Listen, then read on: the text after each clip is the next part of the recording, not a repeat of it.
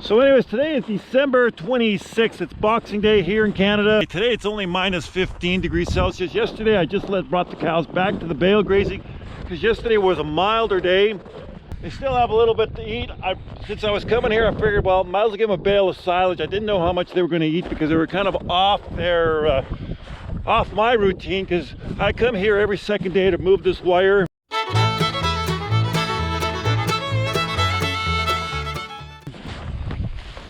I have 4 cows that keep getting out all the time on that side, and then they come out this way. They sometimes knock the wire down. So anyways, not really very happy about that, but there's not much I can do about it. One of the problems with bale grazing is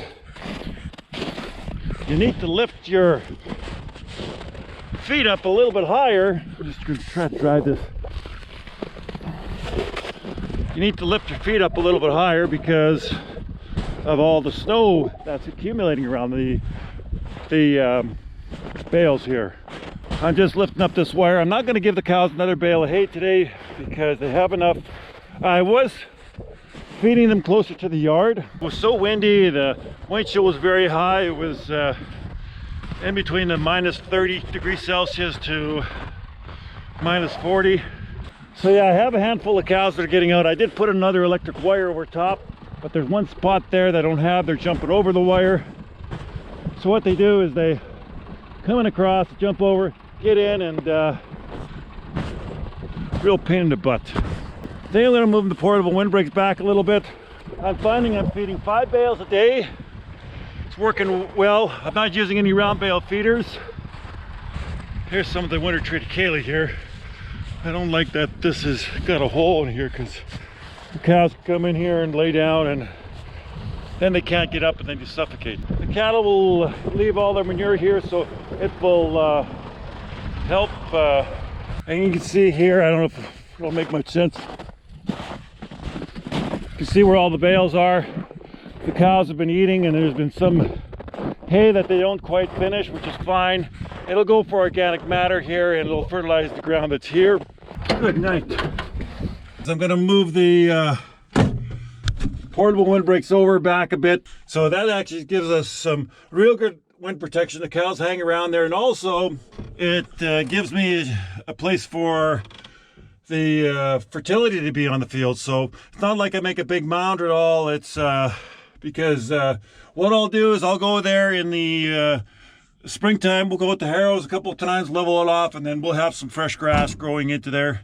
We might even, the production hasn't been that great over the last few years because we have not plowed it. Normally we have to work our soil every 5-6 years. That's just due to you know, we don't quite get the production, and also we get a lot of compaction as well. This seeding these annuals has worked very well for us this year.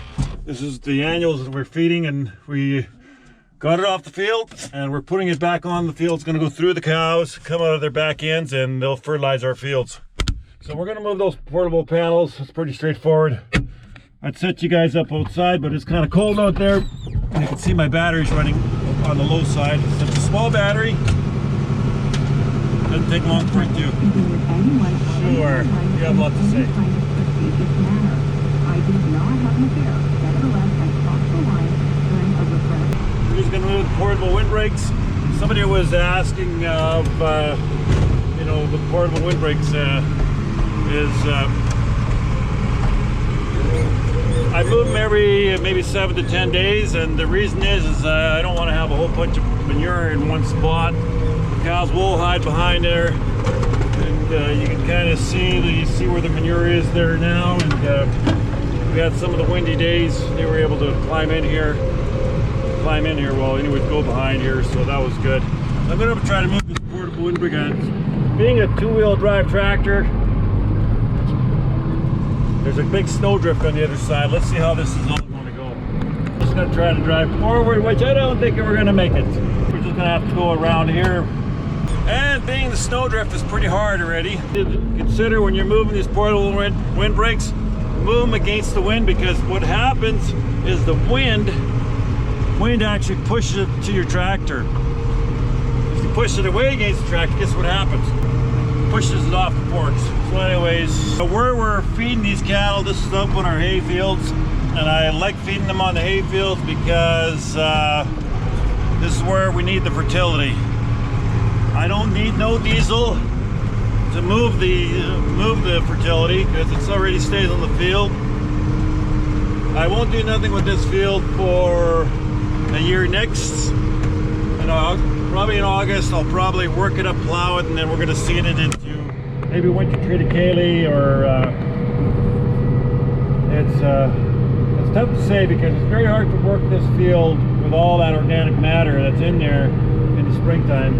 Your plow plugs up, and I did it one year that we just disked it. We had to disk it about 4 or 5 times. We got it black. We did get a crop out of it, but then if you got your grasses start coming up, your native grasses, you get a real good production of it, but the field is rough. And I know that one field is still rough, and I got to run the plow, but the production still is good. Why do I want to run any fuel in it, especially when fuel is so cheap right now? I don't even know what we're paying for fuel now. It's expensive. Being a 2-wheel drive tractor, being warm in a tractor, I'm just making my own track here, going with the portable windbreak. Going with the portable windbreak, it's you put a little bit of weight on there, and here I got a track that I don't have to worry about. It's following the same track here, and the trail's broken for me, so it's good. Yeah, look at all the snow behind that portable windbreak. That's a lot.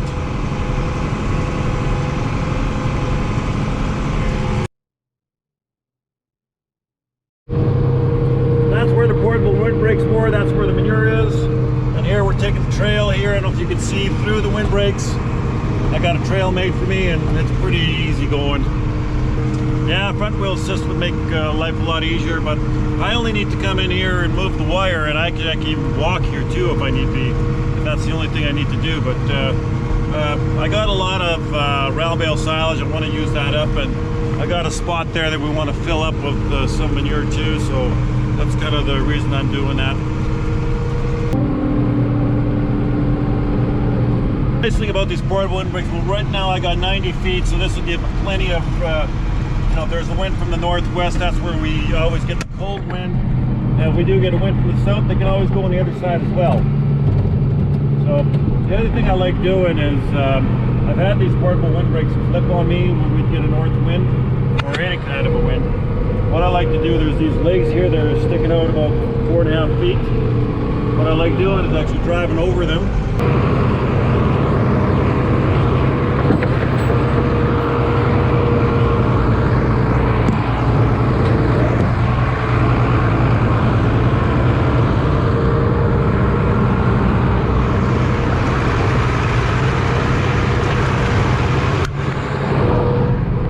The reason I do that is they'll freeze to the ground there, and if we do get a wind, it won't knock them over. So the other little issue that I do have, it's not a big issue. I still got some cows, 4 cows that are getting into the bale grazing, and you can see they found the good hay. So I got to figure out where they're getting in. Maybe just drive along the fence and see, because I did put another wire up in here so that they wouldn't get in here. I'm thinking the double wire should have held them back. I got up ahead. I have up ahead there's a spot there that is not doubled. So maybe they're getting through there. Might have to put another wire in there. And here we put that, that's about a 11-foot lifter that we can drive the tractor underneath there. If not, then I have to get underneath it. So that's really working out well. Okay, let's go feed these bulls. So I bought a new wire yesterday. This was $87, I think. And this is only, how many feet? Only 660 feet. So I think it's only 1/8 of a mile. I'm gonna put it on a reel.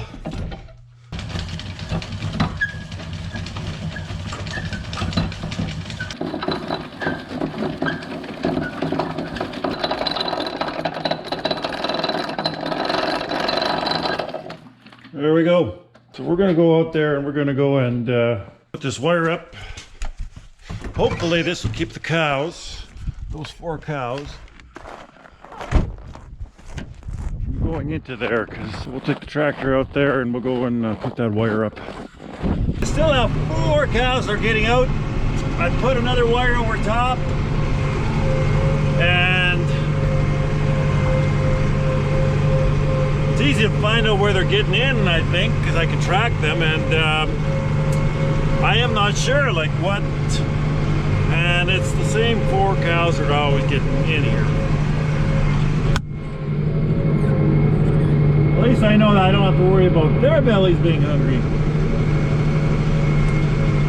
I don't want them to do any damage to some of the bales. You can see there's a bale over there, right over that fence post. They're eating it, they're damaging it a little bit, and unless they're getting in right where the face of the bales are, that's about all I can figure out, because I'm kind of looking around. I don't see any fresh tracks here, and I put up a wire all the way around, and they're up, even gave myself some insurance even further out. Yeah, I don't know. I can't figure it out. Oh well. So our chickens aren't laying as many eggs anymore. So far I got 5 eggs. 2 weeks ago we had up to 50 eggs a day. Chickens have really slowed down. I think that cold weather had a lot to do with it. So I don't know if we're going to get any more eggs or not. As long as I can get my costs covered, that'd be great.